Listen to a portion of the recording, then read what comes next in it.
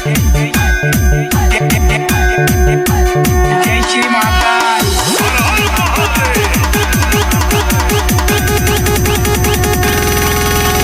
कौन सा अधिक कौन सा प्यार, हमें तो सबसे अच्छा लगता है महाकाल का दरबार। जय श्री महाकाल। डीजे कृष्णा।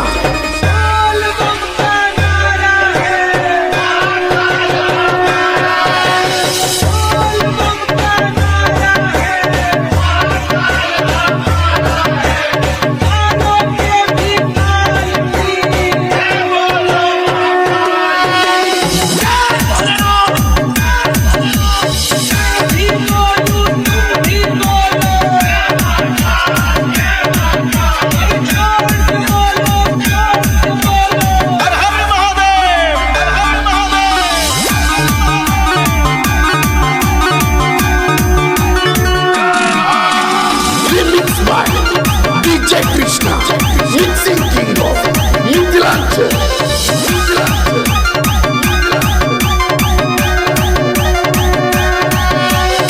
सबको मालूम है अगर काल को भी टाल सकता है तो वो मेरा महाकाल टाल सकता है, इसके सिवा कोई नहीं टाल सकता। अकाल मृत्यु वो मरे जो काम करे चंडाल का, काल उसका क्या बिगाड़े जो भक्त हो महाकाल का।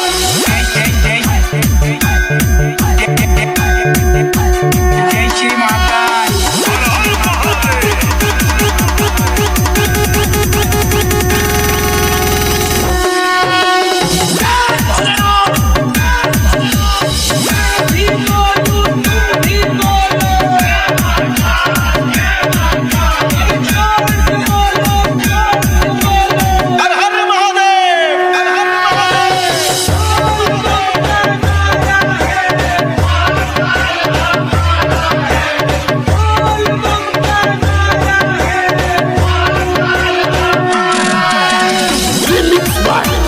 DJ Krishna mixing king of Mithilanchal.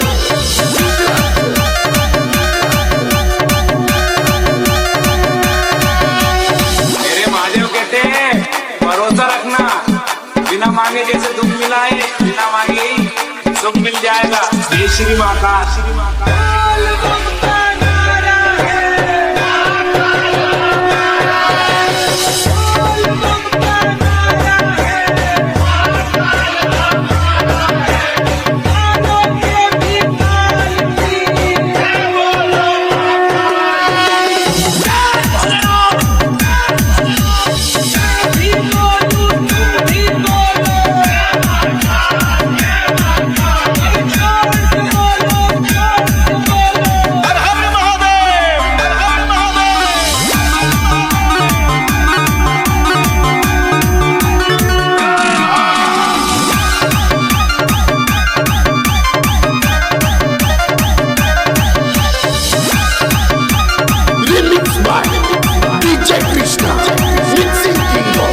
Mithilanchal Mithilanchal Mithilanchal Mithilanchal Mithilanchal Mithilanchal Mithilanchal Mithilanchal.